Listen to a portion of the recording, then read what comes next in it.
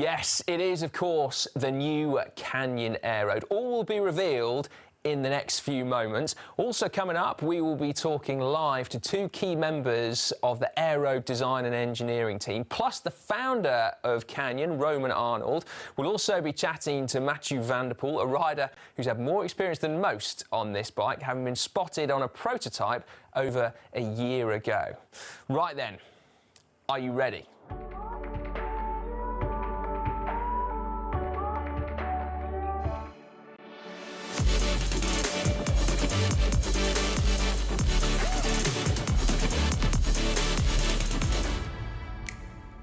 Right, let's end this agonising wait, shall we, and talk you through the details of the new Canyon Aeroad. Here it is, folks. This is the top-tier CFR level. Now, it's the top of a range of 8 models across 3 different levels of frame set. So CFR, then CF SLX, then CF SL. And your entry point is the CF SL7, which comes with 105. Now, I wonder whether one of the biggest challenges facing the engineers is how you make a bike faster when there are already 2 previous generations of aero bikes. And the answer, seemingly, is firstly slowly. This bike has been in development since 2016. And then secondly, with a truckload of resource that has also included a collaboration with the aerodynamics experts at Swisside. The results, though, are really impressive. So this bike is 7.4 watts more efficient than the previous version, which was already one of the most efficient, fastest aero bikes out there. Now, how exactly they have done that, we will save until we're talking to our engineers in just a moment. But in essence, Canyon have really pushed the boundaries of tube depth, so you can see it clearly across the forks, the down tube, the seat tube, seat post, and seat stays. There's also a new, more aerodynamic cockpit, and as you can see, full integration of cables. But what's really interesting here is that Canyon haven't compromise the rest of this bike in order to make it more aerodynamic. Far from it, in fact. They actually say they've reined it back in from the most aerodynamic configuration they've found in order to make a faster bike, not just a more aerodynamic bike. So it's significantly lighter. This CFR frame weighs just 915 grams. And in total, the frame set, including cockpit and seat post, has shed 168 grams, which means that it's perfectly possible to build up a 6.8 kilo race bike. And this one here, as you see before you now, with Wahoo mount, power meter, pedals on, is just 7.4 kilos. So super impressive. The bike, therefore, more aero, lighter. It's also stiffer, yes, thanks to the massive down tube there. And then also, Canyon have tweaked the geometry, they say, making it fractionally more agile, but also better suiting a wider range of riders. So the position is not quite as long and low as the previous version. So the reach is 5mm less, the stack is 9mm more, and also the bikes are shipping with stems that are 10mm shorter than on the previous version. So out of the box, the position you'd get on this bike is perhaps more similar to a Canyon Ultimate. Now, I've also got to talk about 2 things that have completely taken me by surprise. They were completely unexpected. Firstly, you can adjust the height of the stem here without cutting the steerer tube. Yes, I know, it's like a quill stem, but for 2020. And you can also adjust the width of your handlebars as well. 2 things that we will be diving into again with our panel of experts coming up shortly. Now, it's got to be said, though, that my first impressions of this bike are that, yes, it's more aero than ever, but actually it's an all-rounder. And so can you still pigeonhole this bike into the category of aero bike? Now, I'm not so sure, and in fact, we've got a video exploring that subject on GCN here at the weekend, but we'll give you a little sneak peek now.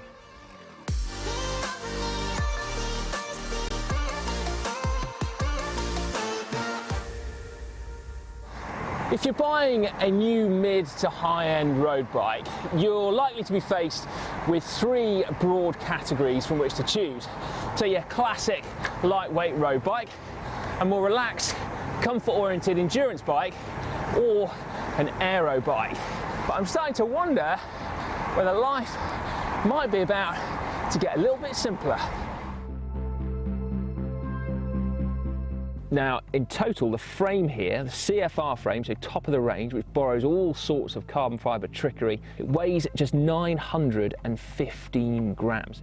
With this bike, you have an ability to tune it in a way that we've either not seen before or not seen for a very long time on top-end bikes. So you can adjust the height of your stem without needing to cut your steerer tube. I know, I'm still trying to get my head around this, but basically, your fork steerer is now in two parts. One part attached to the fork blades, and one part attached to the handlebar and stem that's in a larger diameter, so it kind of slides over the top and then clamps in place at the back here. So if you look, you've got two little screws under each side of the bars. You take them out, you can actually detach your handlebars from your bar tape onwards, and they're therefore left kind of just hanging via the brake hoses. But brilliantly, Canyon have designed in 4 centimetres of width adjustment as well. So on my medium-sized bike, and therefore medium-sized cockpit, you can go from an Aero weenie 39 centimetres wide through to this 41 centimetres wide, right out to 43 centimetres for the full chopper experience. So the seat post actually reduces in diameter by less than half once it's inside the frame. Now that, they say, gives a nice, really stable clamping area, but also, of course, it reduces the weight and indeed also makes it more comfortable as well. I think the aero bike is dead. Long live the road bike.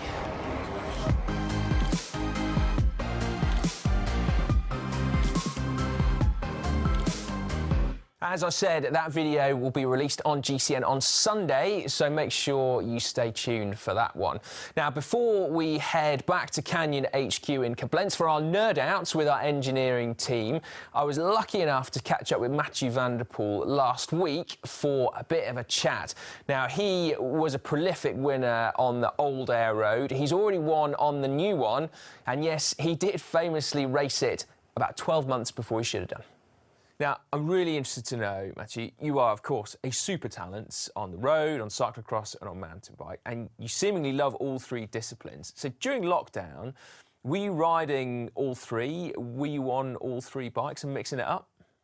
No, I didn't ride my cyclocross bike during lockdown, so only, most of the time I took my road bike because the preparation was for the road for sure, but when I wanted to switch and have some fun, I took the mountain bike. But the thing is, where I live, mountain biking it's nice, but it's a bit boring because it's not really technical descents and stuff. So it's just flat. There are some fun single tracks, but not as entertaining as the downhills we have in the World Cup. So it was mostly the road bike. Now, one thing I really want to ask you as well, you were spotted last year riding a prototype Aeroad. What happened to the bike? Was it snatched away from you? I heard you really liked it. So yeah, what happened? Yeah, I got it the week before the World Championship. So I rode it the first time in the Primus Classic Air race, and I was immediately a big fan of the new bike, to be honest. So I wanted to race it the Worlds the week after. But I think it was a bit difficult because not everyone from Canyon had the honor to ride the new Aeroad. That was one thing, and it wasn't completely finished back then. And I think they didn't want me to race it in such an important race for the second time back then on the bike. But if it depended on me, I would have raced on it, I guess. So what were your first impressions then? You said you immediately liked it. What did you actually notice most? Yeah, it's really fast. It's faster than the old Aeroad, and I'm not a rider who feels a lot in such matters, but I felt immediately that it was faster. I like the design also. All the cables are gone, and it's really clean and nice bike. So I'm riding it now for the moment, and I really like it. Right, thank you so much, Matchy, for talking to us. Best of luck for the rest of the road season, and I guess we'll see you transition onto cyclocross soon? Yeah, but it will be later than I'm used to, so it will be month of December, I think, that I will get back on the cyclocross bike. Cool. Well, we very much look forward to watching you there as well. Thank you again for joining us. Thank you. Thanks. What a legend. Like I said, we filmed that last week. It was actually during the Bink Bank Tour, a race, of course, that he went on to win the final stage and the overall following an audacious 50k solo move where he actually launched on the iconic Muur van Harrisbergen, which seems particularly classy. And then the very next day, despite the fatigue, got 6th in Liège-Bastogne-Liège. So it remains to be seen whether he can clinch one of the final 2 monuments of the season. I'm going to be watching with interest. Absolutely. Right now, as you can see, I have found a comfy sofa to sit on because, as promised, we are heading over live to Canyon's HQ in Koblenz for a Q&A with our panel of experts. So, gentlemen, can you hear me? There we go. Yes. Hi, guys.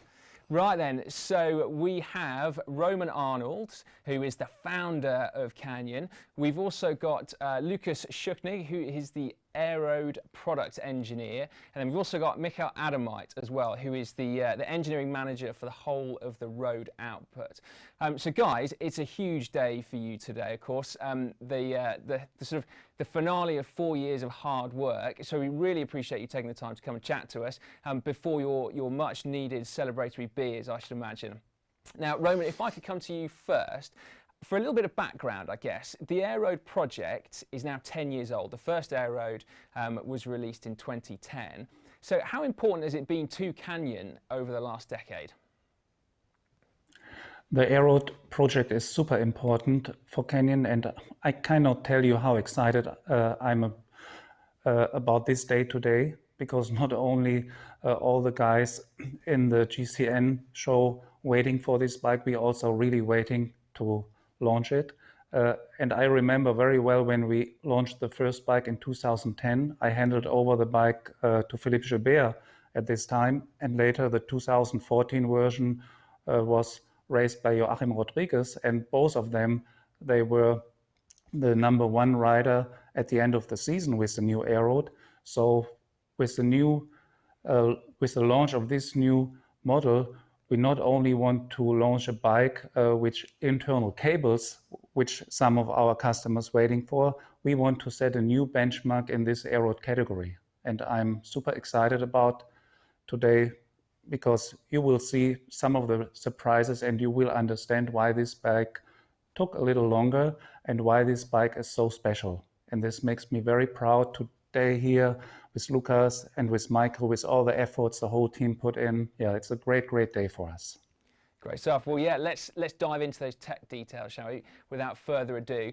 So, Michael, coming to you, could you explain to a layman like myself how exactly you sort of find those aerodynamic improvements? Because in my head, you launch version 2 of the Aeroad in 2014. I'm guessing it's the fastest bike that you could make at that time. So what's happened in the last 6 years that's allowed you to make a bike that's not just like a bit faster, but significantly faster? Yeah, good question. I mean, if you want to make a fast bike even faster, of course, first of all, you need to know what actually slows your bike down, right?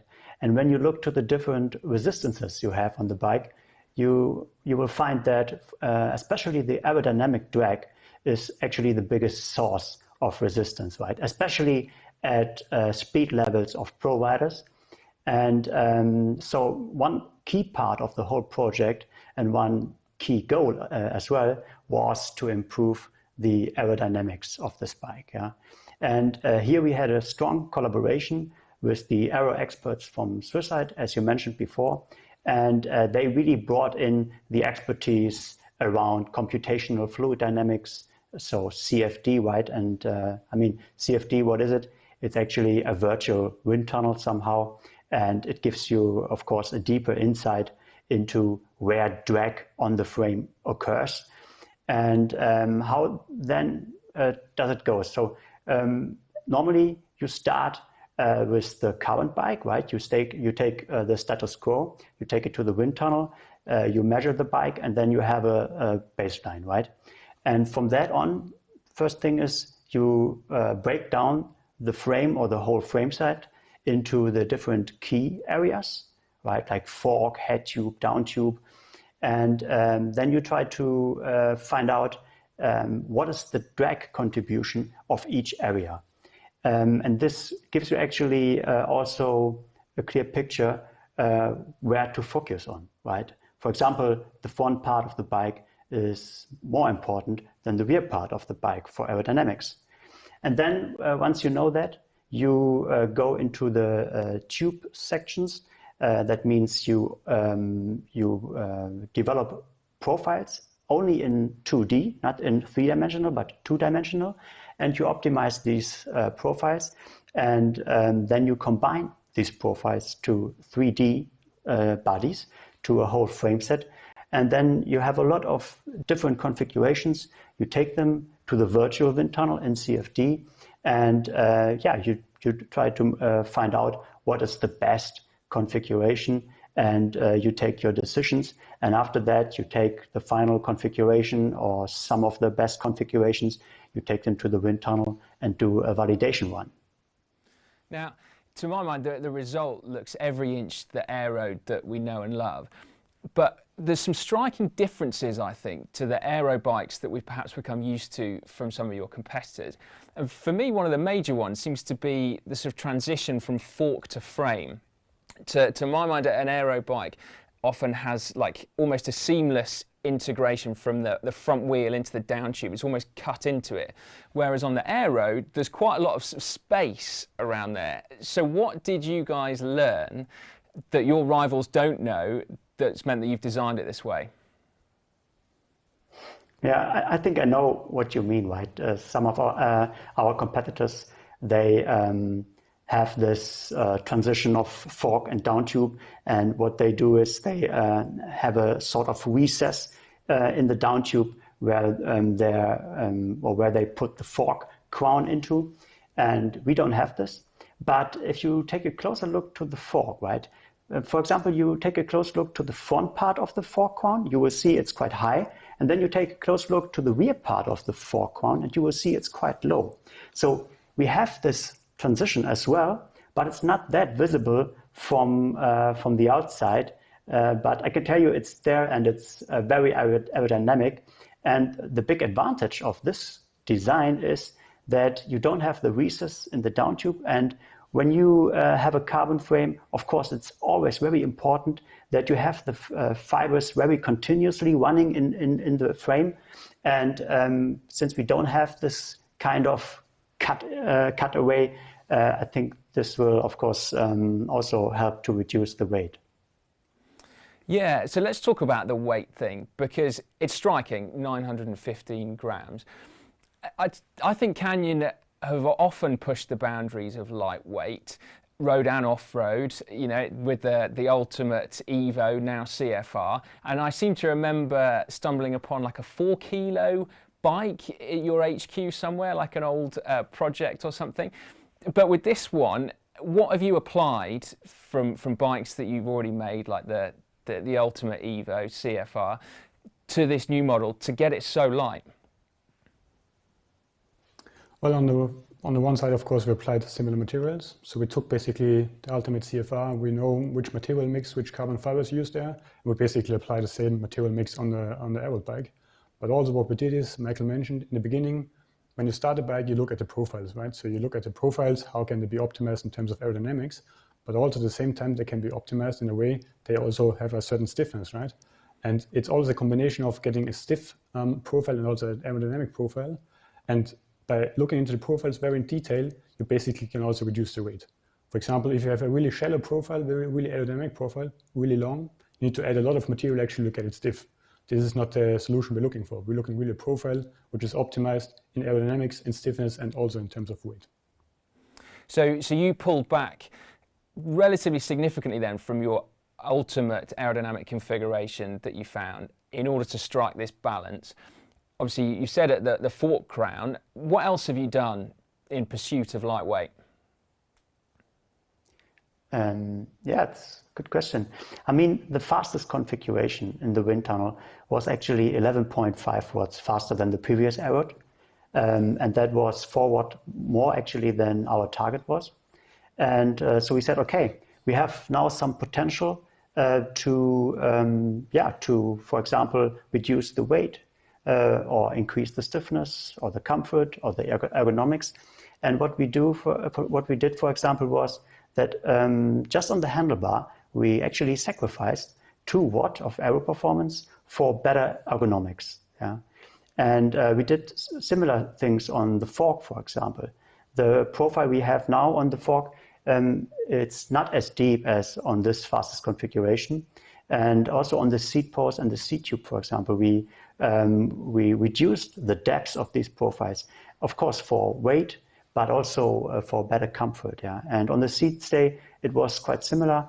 Also here, we reduced the depth of the profile to lower the weight. Now, Roman, I'm going to come back to you if I may. Canyon's business model has always been shipping bikes direct to consumer and then requiring them to do like a couple of simple build processes, and then they're out riding their new bike. With a bike that's got internal cables and so forth, it adds a layer of complexity. But are the challenges in shipping bikes direct to consumer, is that something you've always relished? For us, it's important in the end that the customer has a really good performance with the bike, that he has a lot of fun, that he enjoys riding the bike, and therefore we have to make sure that the bike comes to the customer in a good condition. I think, especially for the new Aeroad, it's super helpful, because it's not only that we find a better way to put the bike in a box. What we achieved now with the new Aeroad, with the adjustable handlebar stem, but also with the adjustable width of the handlebar, it's super important for everyday use of all of our customers. Everybody of us who has this kind of bike, he travels with the bike. Maybe you want to go to Spain, maybe you want to go to Mallorca, you want to go to some events, and everybody knows how complicated it is to travel with a bike with fully internal cables. So therefore, this was one big goal, and this is what I'm really proud of with this bike, that we deliver much more than a bike with integrated cables. Yeah, that's a really good point. Difference. So at what point in the design process did you arrive at this idea of a compartmented cockpit where you could detach the drops? For us, in the very beginning, it was clear that this is a disadvantage of the internal cable. If we could not solve it, I would say this is not the right bike for most of our customers. So like Michael explained, it's not about aerodynamics. It's about a complete package what we deliver to our customer. We can make it a little bit more aerodynamic, but then the bike is not that stiff. The bike is not the weight. So we try to figure out the right balance for the customer. And for us, if we would not have solved this task, which have to do that the customer in the end can travel with this bike and easily can adjust it, then I would say we would have to stay with the old bike with external cable, which for me then would be the better solution as a customer. Yeah. Now, Lucas, I can see that you have an example of the cockpit with you there. Can you talk us through it? Because I suppose in rising to the challenge of being able to have internal cables, shipping the bike direct to consumer, you've actually arrived at 2 things that I think are just brilliant. Adjustable width handlebars, which I don't think I've ever seen before on drop handlebar bikes. Yeah, as you mentioned, basically in the beginning we had the clear target to develop a bike which has fully integrated cables, and in our case they're really fully integrated. So they're inside the stem. There's not like a car bar sitting on top of it, which you can remove and then deassemble the cockpit. Our cables are really fully inside the cockpit, and the cockpit should stay on the bike at all times. So even if the customer receives the bikes in the box, the cockpit should stay on the bike, because otherwise there are a lot of adjustments needed for the customer. So what we developed then basically was we cut off the sidebars and we added 2 screws here, which then can basically screw this part together. And when we developed this, in the process, we also saw, okay, maybe we can use this as a separate feature, right? We have the split already there, we have the screws already there. So why shouldn't we add a feature here, put some material there actually to make the width adjustable? So this was really something that came up during the development process actually of the handlebar. In terms of the height adjustment, this was the goal from the very beginning. We saw a lot of customers out there at the moment basically riding with spacers on top of the stem, or either they're afraid basically to cut the stem and therefore just have the cockpit always on the top side. And this is something we could not really accept, to be honest, because the customer needs to adjust the handlebar height to their request, right? So what we did is we came up with a solution. Basically, it's a shaft and shaft principle. So you have the cockpit shaft here, you have the fork shaft, and all you need to do is you need to untighten one screw, and then you can move it up and down. You add the spacers as you want, and then you basically clamp the screw, and that's it. That's all you need to do to make the adjustment of the cockpit. So I think really with this principle here, with the clamping system, this is something really unique we have out there in the market, and that's something we're really proud of, and I would say this is really the key feature about the new bike. Yeah, is it something that you're going to release on future drop handlebar canyons, do you think? I mean, to be honest, the concept, we're really, really happy about this, and the solution in general is really, really good. So I think we will be in a position in the future to bring it to a wider range of bikes, of course. Yeah. Now, we're having some great comments coming in underneath the video. So I'm going to throw some questions to you, actually, if that's all right. We've got this one from M0E. Why have you switched from 23 and 25 mil wide tyres to 25 and 28 mil tyres? So there's a narrower tyre at the front and a fatter tyre at the back. Yeah, maybe I go for this one. Of course, the comfort is a big one. I mean, 25 millimeter in the front, 28 millimeter in the back gives a lot of more comfort on the bike actually. And also at the same time we increased the width of the rims, right? So the rims also the profile increased, and therefore the tires are now matching very good on the rims. And in terms of aerodynamics, I think this is also a big improvement. Yeah. Now, what about the comfort, the compliance that's actually built into the frame? Because you look at the tube sections, even though you might have reduced them slightly from that original configuration, it still doesn't look like a comfortable bike, but yet it rides like a comfortable bike. So what have you done to improve the compliance of the bike? So actually, when you look from the outside, it's like you said, right? The profile got really, really deep. It's of course the aerodynamics and the aerodynamic improvement. But if you remove the seat post from the frame, it looks something like this. And the reason is really, really, really simple. Because actually we split up the seat post in two pieces. We have the forward piece here, which is made from carbon fiber and taking all the load. And then we have the piece in the back, which is basically there for aerodynamic optimization and adding just there some glass fiber and rubber material. So really the comfort is coming from the rear section here. And this is how we improve the seat post. On the other side, also on the frame, we move the clamping inside this area here, and inside this area means actually deeper inside the frame. This is something we know already from the Ultimate. The clamping system is no longer flush with the top surface of the top tube. It's now really inside the frame, and by creating this offset, you also create more bending on the seat tube. And what does this mean? I mean, we're clamping now here, and you can see the distance is quite long, and therefore you create more bending and more flexibility on the seat post, and this means also more comfort on the saddle. Yeah, and what about the cockpit then? So one question that's coming from Aaron Henderson, he's asking about the stiffness of an adjustable handlebar. Now, I think he's probably thinking about it in terms of, does it flex more if you're really yanking on the bars in a sprint? But also, I suppose the same applies, can you make it as compliant when it's designed in the way you have? I mean, for the handlebar, what's really different is the section where it's clamping, right? So we're talking maybe about this section here. And of course, in this section, it's reinforced because we have the clamping there. But I mean, all the other section here is like we had it on other cockpits. So in terms of comfort, we're really in the same or similar range like we have it before, because we really just stiffen up a very local area. But I mean, there's still a lot of there's a big distance by clamping here and by pushing here, so that the distance is still pretty much the same, and the stiffness is pretty much the same like we had before. Okay, now I think there's a lot of interest, particularly about the innovative cockpit. I've got one here from Jay Coleman. He's asking about the minimum spacer height. Now, when I was reading up on the bike, you have like a Pro Edition model as well, right, which is super slammed. Have you got like a basic stack height that you have to run? And in terms of minimum space, I mean, of course, the minimum space is 0 millimeter spacers. So you basically run just on the top cap. And the maximum configuration is 50 millimeters of spacer. So this is the range we're talking about. So 15 mil of adjustment then? Exactly, yeah. Great stuff. Now, let's talk a bit about the geometry, shall we? I mentioned earlier on that the bike is ever so slightly shorter and ever so slightly taller than before.